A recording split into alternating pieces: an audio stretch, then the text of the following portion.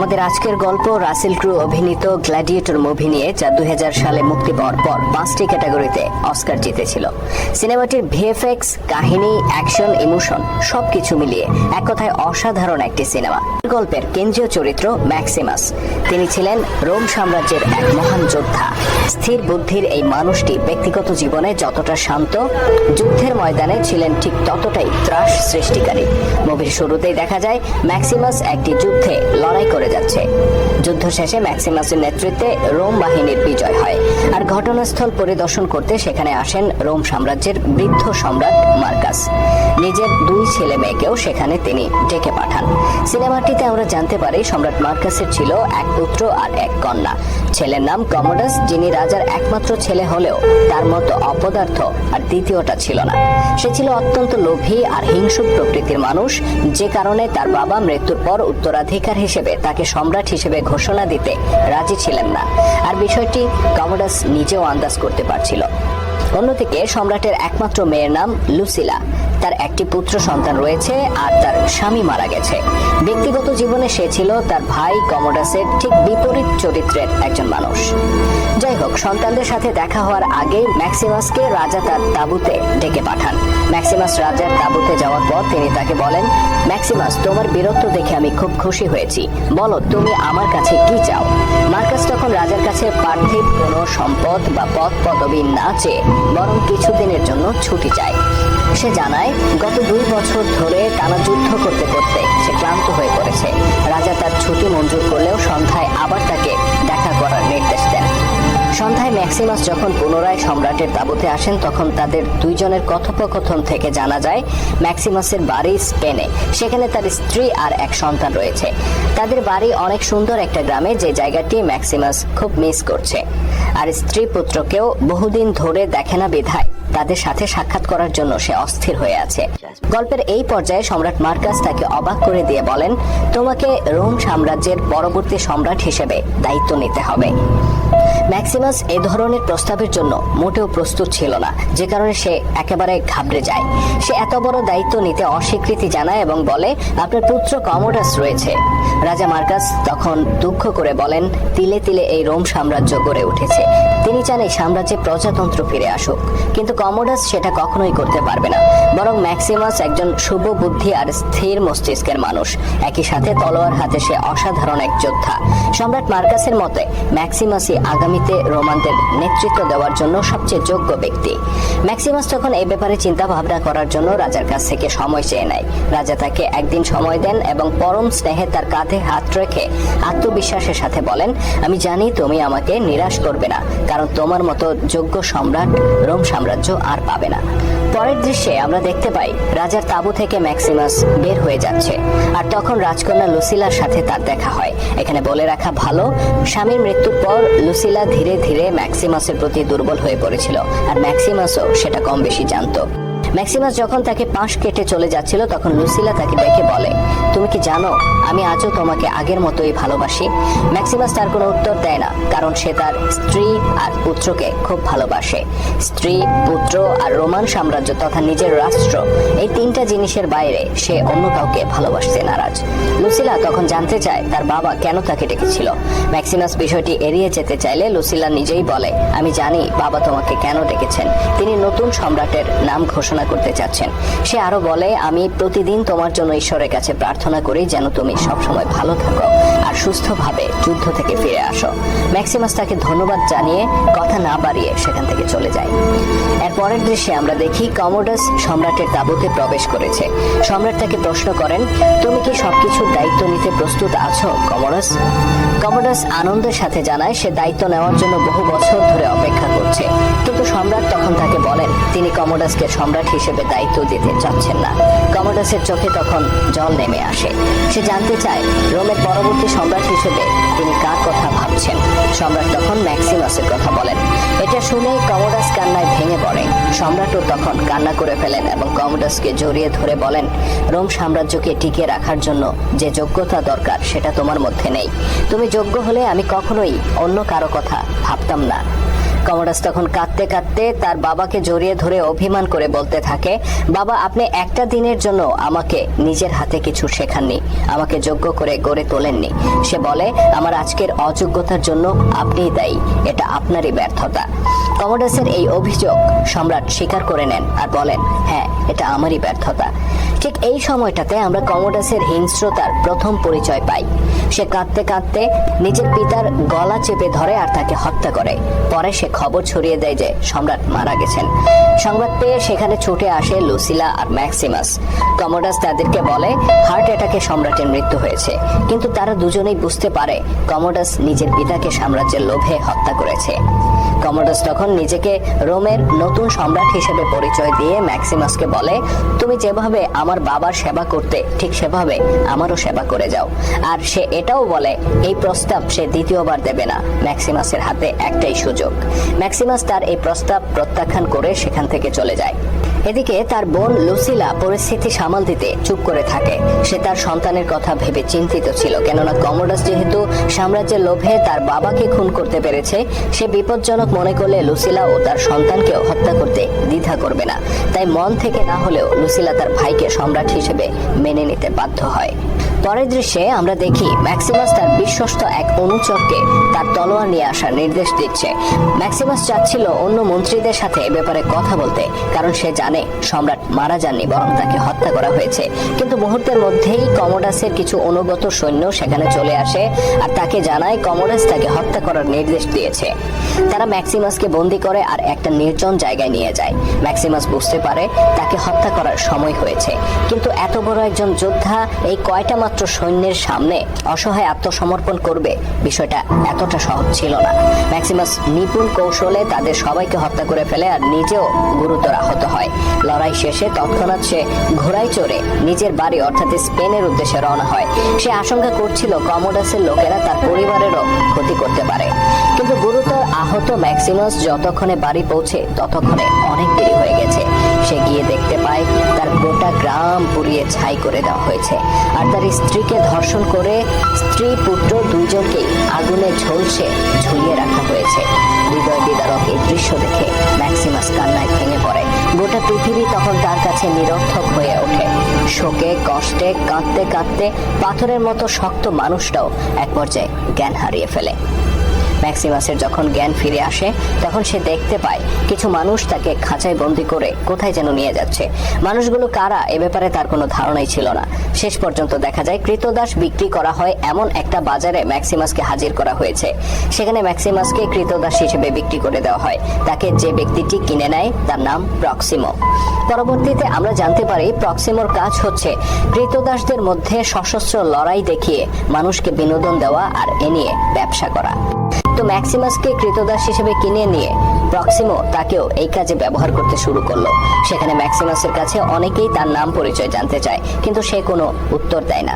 স্ত্রী পুত্রকে হারিয়ে সে শোকে পাথর হয়ে গিয়েছিল। এদিকে আমরা দেখি কমোডাস আর লুসিলা তাবু ছেড়ে রোম সাম্রাজ্যের রাজপ্রাসাদে ফিরে এসেছে। কমোডাস নতুন সম্রাট হিসেবে দায়িত্ব নিয়েছে। যদিও পরবর্তীতে জানা যায় মন্ত্রীদের মধ্যে অনেকেই কমোডাসকে সম্রাট হিসেবে মন থেকে গ্রহণ করতে পারেনি। এটা তার প্রতি তাদের ঈর্ষার কারণে ছিল, বিষয়টা তেমন না। বরং বিশাল রোমান সাম্রাজ্যকে নেতৃত্ব দেওয়ার মতো যোগ্যতা তার মধ্যে ছিল না। তবে পরিস্থিতির কারণে লুসিলার মতো তারাও মুখ বুজে কমোডাসকে সহ্য করে যাচ্ছিল। এদিকে দেখা যায় ম্যাক্সিমাস প্রতিদিন নতুন নতুন প্রতিদ্বন্দ্বীর বিরুদ্ধে লড়াই করে যাচ্ছে। এভাবে প্রতিদিন সে বাঘা বাঘা সব যোদ্ধাকে হারিয়ে দেয় আর তাদেরকে হত্যা করে নিজের জীবনের আয়ু বাড়াতে থাকে। সত্যিকার অর্থে এ ধরনের খেলোয়াড়দেরকেই বলা হতো গ্ল্যাডিয়েটর, যারা ছিল মূলত ক্রীতদাস আর তাদেরকে দিয়ে এভাবে খেলার ছলে যুদ্ধ করিয়ে মালিকেরা ব্যবসা করত। যাই হোক, ম্যাক্সিমাস একের পর এক লড়াইয়ে প্রতিদ্বন্দ্বীকে হারিয়ে বেশ জনপ্রিয় হয়ে উঠেছিল। এদিকে দেখা যায় রাজ্য শাসন করতে গিয়ে কমোডাস কোনো কিছুই ঠিকঠাক করতে পারছিল না। যদিও লুসিলা তাকে বিভিন্নভাবে বুদ্ধি পরামর্শ দিয়ে যাচ্ছিল, তথাপি সে কোনোভাবেই স্থির হতে পারছিল না। তার একটি বড় কারণ ছিল তার ভাগ্নে অর্থাৎ লুসিলার শিশুপুত্র। একটা দৃশ্যে আমরা দেখতে পাই বাচ্চাটি বিছানায় ঘুমাচ্ছিল আর কমোডাস তার খুব কাছে গিয়ে এক দৃষ্টিতে তার দিকে তাকিয়েছিল। তার হাত তখন নিষ্পিস করছিল, যেন ইচ্ছে করছে বাচ্চাটাকে চিবিয়ে খেতে। কারণ সে জানে প্রাপ্তবয়স্ক বয়সে সেই হবে রোম সিংহাসনের যোগ্য উত্তরাধিকারী। আর তখন কমোডাসের গদিও নড়বড়ে হয়ে যাবে। এদিকে লুসিলাও এ ব্যাপারে খুব উদ্বিগ্ন ছিল যে যে কোনো সময় কমোডাস তার সন্তানের বড় কোনো ক্ষতি করতে পারে। তাই সে নানা অজুহাতে কমোডাসকে তার বাচ্চার কাছ থেকে দূরে রাখার চেষ্টা করত। কমোডাস এতটাই নীচ প্রকৃতির লোক ছিল যে সে তার নিজ বোনের সাথে শারীরিক সম্পর্ক গড়ে তুলতে চায়। সে তাকে বিয়ে করতে চায় আর সন্তান জন্ম দিতে চায়, কিন্তু লুসিলা নানা অজুহাতে তার এই ধরনের বাসনা থেকে নিজেকে রক্ষা করে। কমোডাসের এই ধরনের আচরণে শেষ পর্যন্ত অতিষ্ঠ হয়ে লুসিলা গোপনে একটি ভবনের আন্ডারগ্রাউন্ডে গিয়ে বিশ্বস্ত কয়েকজন মন্ত্রীর সাথে কমোডাসের ব্যাপারে কথা বলে। সে তাদেরকে বলে, আর পারা যাচ্ছে না, এবার আমার ভাইকে হত্যা করতে হবে। কিন্তু মন্ত্রীরা তাতে বাধা দেয়। তারা বলে এখনো সময় আসেনি। শত্রুকে মারার সবচেয়ে মোক্ষম বিষয় হলো তার দুর্বল সময়ে তাকে আঘাত করা। আমাদেরকে সেই সময়ের জন্য অপেক্ষা করতে হবে। ফলে লুসিলাকে আপাতত শান্ত হয়ে ফিরে যেতে হয়। পরের দৃশ্যে দেখা যায় কমোডাস ঘোষণা করেছে রোম সাম্রাজ্যের গ্ল্যাডিয়েটরদের মধ্যে সে লড়াই দেখতে চায়। এতে তার পাশাপাশি রোম সাম্রাজ্যের প্রজারাও আনন্দ পাবে। তার এই চাওয়া বাস্তবায়ন করার জন্য বাইরে থেকে গ্ল্যাডিয়েটরদের আনার প্রয়োজন ছিল। এজন্য প্রক্সিমোকে ডেকে পাঠানো হয়। তাকে বলা হয় তার অধীনে থাকা সেরা কিছু গ্ল্যাডিয়েটরকে নিয়ে রোমে চলে আসতে। ভালো ব্যবসা হবে এই চিন্তায় প্রক্সিমো ম্যাক্সিমাস সহ আরো বেশ কয়েকজন সেরা গ্ল্যাডিয়েটরকে নিয়ে রোমে প্রবেশ করে। বহু বছর পর ম্যাক্সিমাস আবার রোমে ফিরে এলো, কিন্তু তাদেরকে এমন একটা জায়গায় রাখা হয়েছিল যেখানে ম্যাক্সিমাসকে কেউ চিনতেই পারল না। একদিন গ্ল্যাডিয়েটরদের ফাইট শুরু হলো। গ্যালারিতে সারি সারি দর্শক, যাদের মধ্যে কমোডাস, লুসিলা, লুসিলার শিশুপুত্র, মন্ত্রীবর্গ সহ রোমের বিভিন্ন শ্রেণী পেশার মানুষ উপস্থিত ছিল। দর্শকদের মধ্যে অনেকেই এই মরণ খেলা দেখে মাতামাতি করত। এক একজন পরাজিত গ্ল্যাডিয়েটরকে যখন হত্যা করা হতো তখন তারা উল্লাসে ফেটে পড়ত। অস্ত্রের আঘাতে কারো শরীর থেকে যখন ফিনকি দিয়ে রক্ত বের হতো তখন বিশেষ করে কমোডাস এতটাই আনন্দিত হতো যে তার চেহারা হিংস্র হায়নার মতো রক্ত পিপাসু হয়ে উঠত। যদিও লুসিলা সহ যারা ভালো মানুষ ছিল তারা এমন মৃত্যু দেখে মোটেও খুশি হতো না। যাই হোক, পরপর কয়েকদিন ফাইটে দেখা যায় ম্যাক্সিমাস জিতে যাচ্ছে। এখানে গুরুত্বপূর্ণ একটা বিষয় হলো কমোডাস, লুসিলা সহ সেখানকার কেউই ম্যাক্সিমাসকে চিনতে পারেনি, কারণ রোমে আসার পর ফাইটে অংশগ্রহণ করার আগে সে মুখে মাস্ক পরে নিত।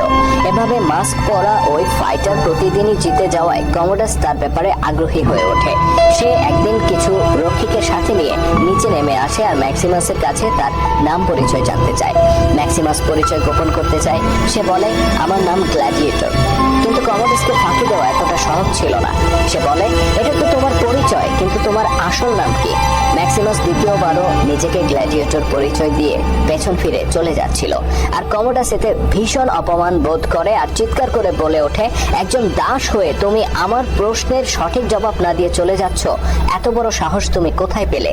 এ পর্যায়ে বাধ্য হয়ে ম্যাক্সিমাস তার মুখোশ খুলে ফেলে এবং কমোডাসের দিকে ফিরে বলে, আমি ম্যাক্সিমাস, রোম সাম্রাজ্যের এককালের সেনাপতি এবং আমার সম্রাট মার্কাসের বিশ্বস্ত যোদ্ধা। আমি সেই ব্যক্তি যার স্ত্রীকে ধর্ষণ করা হয়েছে এবং সন্তান সহ তাকে হত্যা করা হয়েছে। কমোডাস তখন হতভম্ব হয়ে যায়। এদিকে লুসিলা সহ অন্যদেরও একই অবস্থা, কারণ তারা কেউই জানতো না ম্যাক্সিমাস আজও বেঁচে আছে।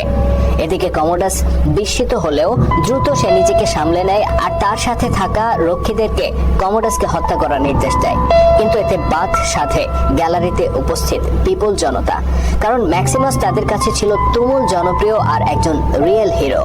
সবাই তখন ম্যাক্সিমাস ম্যাক্সিমাস বলে চিৎকার করে ওঠে আর কমোডাসের উদ্দেশ্যে বলতে থাকে ম্যাক্সিমাসের কোনো ক্ষতি করা চলবে না। এতে কমোডাস বিদ্রোহের আশঙ্কায় নিজের সিদ্ধান্ত থেকে আপাতত সরে আসে এবং নিজের সেনাদেরকে নিয়ে ফিরে যায়। কিন্তু ম্যাক্সিমাসকে হত্যা করার চিন্তা তার মাথায় ঠিকই রয়ে গেল। পরদিন কমোডাসের পরিকল্পনা অনুযায়ী ম্যাক্সিমাসের বিরুদ্ধে একজন শক্তিশালী প্রতিপক্ষকে দাঁড় করানো হয়, যার শরীরের অধিকাংশই ছিল বর্ম দিয়ে আবৃত। তার সাথে ম্যাক্সিমাস যখন কোনো রকম যুদ্ধ চালিয়ে যাচ্ছে তখন দেখা যায় কমোডাসের পরিকল্পনায় আন্ডারগ্রাউন্ড থেকে বেশ কয়েকটা শক্তিশালী বাঘ ছেড়ে দেওয়া হয়। আর বাঘগুলোকে যারা নিয়ন্ত্রণ করছিল তারা সেগুলোকে শুধুমাত্র ম্যাক্সিমাসের উপরে চড়াও হওয়ার সুযোগ দিচ্ছিল, তার প্রতিপক্ষ যোদ্ধার উপর নয়। তবে শেষ পর্যন্ত ম্যাক্সিমাস একটা বাঘকে আহত করে আর অপর একটাকে হত্যা করে। অন্যদিকে প্রতিপক্ষ যোদ্ধাকেও সে গুরুতর আহত করে। প্রতিপক্ষ যখন মাটিতে লুটিয়েছিল তখন তাকে হত্যা করার জন্য গ্যালারির দর্শকেরা ম্যাক্সিমাসের উদ্দেশ্যে চিৎকার করছিল।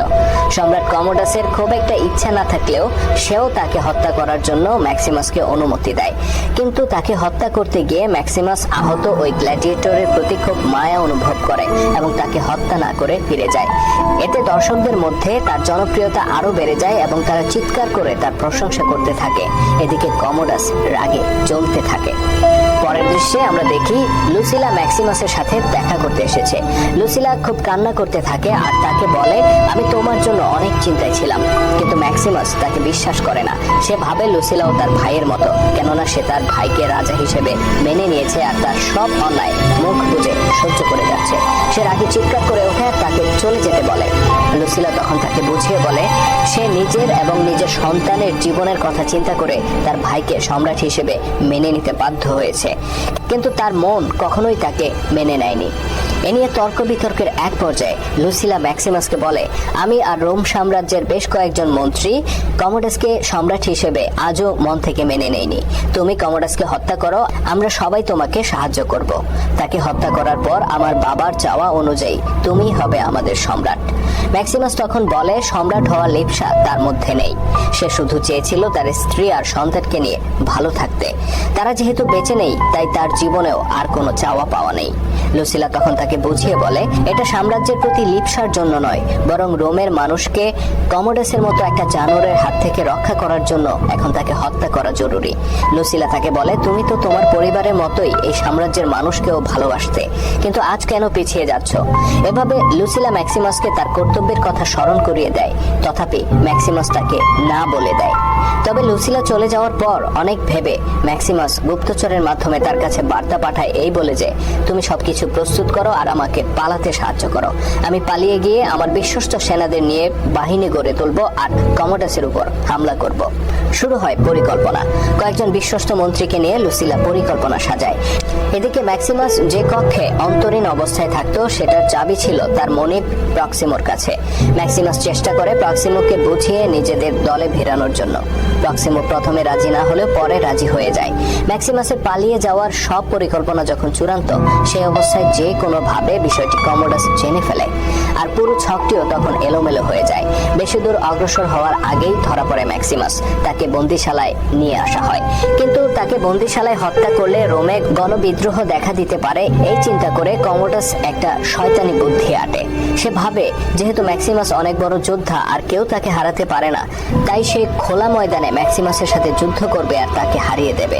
এতে একদিকে ম্যাক্সিমাসের জনপ্রিয়তাও কমবে, অন্যদিকে কমোডাসের ব্যাপারেও প্রজাদের ধারণা বদলে যাবে। কিন্তু কমোডাস ভালো করেই জানতো ম্যাক্সিমাস যতক্ষণ সুস্থ আছে ততক্ষণ তার পক্ষে ম্যাক্সিমাসকে হারানো সম্ভব নয়। তাই লড়াইয়ে যাওয়ার আগে সে বুদ্ধি করে ম্যাক্সিমাসের সাথে দেখা করতে যায় এবং গল্পের এক ফাঁকে তার গায়ে বিষাক্ত চাকু বসিয়ে দেয়। মূলত এই চাকুতে যে বিষ লাগানো ছিল সেটা ছিল একটা স্লো পয়জন, যা ধীরে ধীরে শরীরের উপর ক্রিয়া করতে থাকে। পরদিন যখন ঢাক ঢোল পিটিয়ে ম্যাক্সিমাসের সাথে লড়াই করতে যায় কমোডাস, তখন আমরা দেখি অলরেডি ম্যাক্সিমাস দুর্বল হয়ে পড়েছে। বোঝা গেল তার শরীরে বিষের ক্রিয়া শুরু হয়ে গেছে। তার হাত পা তাকে সাহায্য করছিল না। সে কোনো রকম কমোডাসের সাথে লড়াই চালিয়ে যাচ্ছিল। তবে ম্যাক্সিমাসের তুলনায় কমোডাস এতটাই অপদার্থ ছিল যে এই অবস্থাতেও ম্যাক্সিমাসের বিরুদ্ধে সে সুবিধা করে উঠতে পারছিল না। এভাবে বেশ কিছুক্ষণ বিষের ক্রিয়ায় শক্তিহীন ম্যাক্সিমাসের সাথে যুদ্ধ করে প্রতারক কমোডাস। এক পর্যায়ে ম্যাক্সিমাস তাকে হত্যা করে ফেলে, কিন্তু ততক্ষণে তার নিজের অবস্থাও খুব শোচনীয় হয়ে পড়ে। কমোডাসকে হত্যা করার সাথে সাথে সে নিজেও মাটিতে লুটিয়ে পড়ে।